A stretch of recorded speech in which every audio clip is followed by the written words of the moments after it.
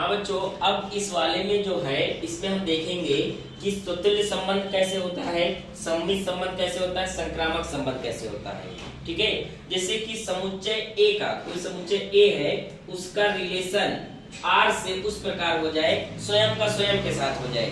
ठीक है, तो वो हमारा क्या होता है, स्वतुल्य संबंध होता है। वो हमारा क्या होता है, स्वतुल्य संबंध। जैसे एज एग्जांपल हम कहें, क्या कहें कि ए एक कोई समुच्चय है, 1 2 3, 1 2 3, एक हम ले लेते हैं बच्चा 4। ठीक है, तो इसका रिलेशन इस प्रकार आना चाहिए, 1 का 1 के साथ संबंध हो, 2 का 2 के साथ संबंध हो, वही 3 का 3 के साथ संबंध हो, वही 4 का 4 के साथ संबंध हो। अगर इस प्रकार आता है मेरे लल्ला, तो वो कैसा संबंध हो जाएगा, स्वतुल्य संबंध हो जाएगा। अर्थात ए बिलोंग्स करे ए से, उसी प्रकार ए बिलोंग्स करे किससे, आर से, तो ये हमारा क्या हो जाता है, स्वतुल्य संबंध हो जाता है। ये हमारा क्या हो जाता है, स्वतुल्य संबंध हो जाता है। ठीक है, आइए समझ में, मतलब स्वयं का स्वयं के साथ, स्वयं का स्वयं के साथ। जैसे कह दिया जाए कि आप सबसे ज्यादा किससे प्यार करते हो, तो आप क्या बताओगे, मैं खुद से प्यार करता हूँ, मैं स्वयं से ज्यादा प्यार करता हूँ। भाई जब आप अपने से प्यार करो तभी तो दूसरे से प्यार कर पाओगे, समझेंगे समझे बात को। तो वही इंसान को अपने से सबसे ज्यादा प्यार करना चाहिए, फिर बाकी जो भी है माँ बाप अपना जो भी है वगैरह वगैरह तब उससे। तो स्वयं का स्वयं के साथ जो रिलेशन होता है वो हमारा क्या होता है, स्वतुल्य संबंध होता है। ठीक है, रिफ्लेक्सिव रिलेशन होता है। अब आ जाइए मेरे बच्चा सिमेट्रिक वाले में, दूसरे वाला कौन सा हमारा है, दूसरा कौन सा है, सिमेट्रिक। सिमेट्रिक में क्या है कि जैसे कि मान लो 2 पद है, A1 और A2, 2 टर्म्स है, ये बिलोंग्स किससे करते हैं, ए से, ये बिलोंग्स किसके करते हैं, ए से। उसी तरह A2 और A1 भी बिलोंग्स करना चाहिए किससे, ए से, और ए किससे बिलोंग्स करना चाहिए, उसके रिलेशन से इस तरह संबंध होना चाहिए, आर से करना चाहिए। ठीक है, तो हमारा कैसा संबंध होगा, सममित। एग्जांपल के स्वरूप हम समझते हैं, जैसे कि कह रहा है कि एक ए कोई फंक्शन है, एक कोई ए समुच्चय, सॉरी फंक्शन कह रहे हैं, एक कोई समुच्चय है, कैसा समुच्चय है, 1 2 3 इस तरह है।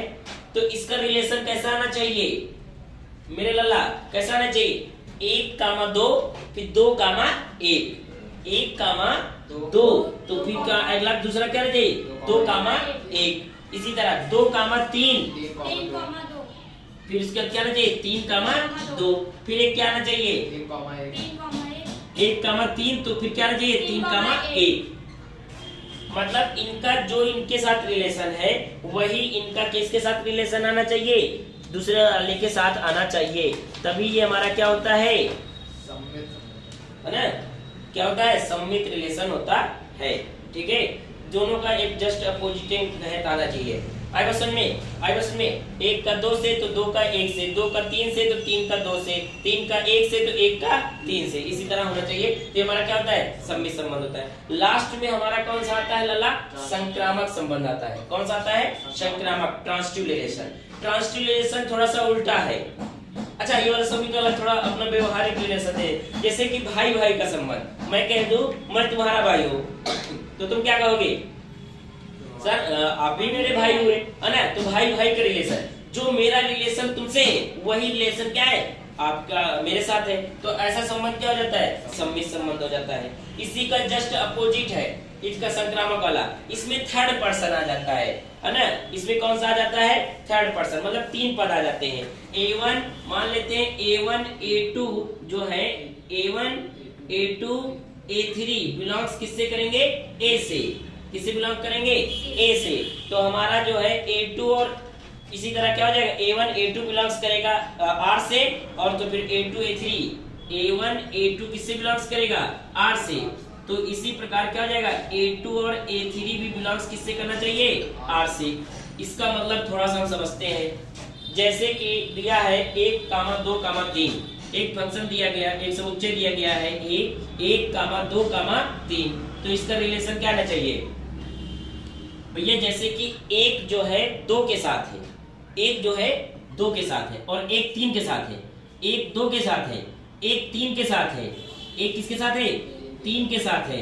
तो भैया 3 का जो है वो किसके साथ आना चाहिए, एक के साथ या फिर मतलब 3 का 2 के साथ भी है। जैसे 1 का 3 के साथ, 1 का 2 के साथ है, तो 2 का भी 3 के साथ होना चाहिए। मतलब इनका रिलेशन इनके साथ है और इनका रिलेशन जो है, इनका रिलेशन के साथ है और इनका रिलेशन के साथ भी है।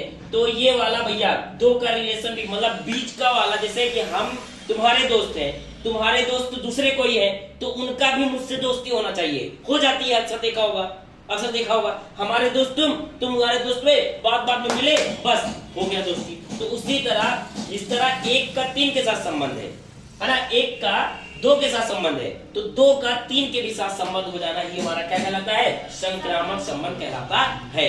और जो तीनों संबंधों को लाई करता है, तीनों संबंधों के बारे में बताता है, उसे हम तुल्यता संबंध कहते हैं। क्या कहते हैं? तुल्यता संबंध कहते हैं। उसे क्या कहते हैं? तुल्यता संबंध। तो आगे हम लोग एक्सरसाइज में देखेंगे कैसे तुल्यता संबंध, कैसे क्या सिद्ध करना है। कोई संबंध तुल्य कैसे होता है, अगर वो स्वतुल्य, सम्मित, संक्रामक है तो वो क्या हो जाएगा? तुल्य संबंध, या तुल्यता संबंध को निर्धारित करेगा। तो हमारी समस्या समझ के एकदम वे में समझते हैं, एकदम जल्दी समझते हैं कि स्वतुल्य संबंध क्या होता है। स्वयं का स्वयं के साथ, स्वयं का स्वयं के साथ, 1 का 1 के साथ, 2 का 2 के साथ, 3 का 3 के साथ, 4 का 4 के साथ, ये क्या है? स्वतुल्य संबंध। ये कैसा संबंध है? स्वतुल्य, है ना। सम्मित संबंध क्या होता है? जैसा संबंध मेरा तुम्हारे साथ, फिर तुम्हारा भी मेरे साथ, है ना। 1 का 2 के साथ तो 2 का 1 के साथ, 1 का 3 के साथ तो 3 का 1 के साथ, 2 का 3 के साथ तो 3 का 2 के साथ। ये संबंध क्या होता है? सम्मित संबंध होता है। फिर अगला तीसरा नंबर हमारा है कि जो संबंध मेरा तुम्हारे साथ है, तुम्हारा किसी तीसरे के साथ है, उस तीसरे वाले का मेरे साथ हो जाए, तो वो कैसा होता है? संक्रामक संबंध होता है। 1 का, जैसे 1 2 3 है, कोई समुच्चय है, तो 1 का जो 2 के साथ है, 1 का 3 के साथ है, वही 2 का 3 के साथ फिट हो जाए, बीच वाले के साथ फिट हो जाए, है ना। तो वो हमारा कैसा संबंध होता है? संक्रामक संबंध। मुझे आशा है कि आप लोग समझ गए होंगे एकदम बखूबी तरीके।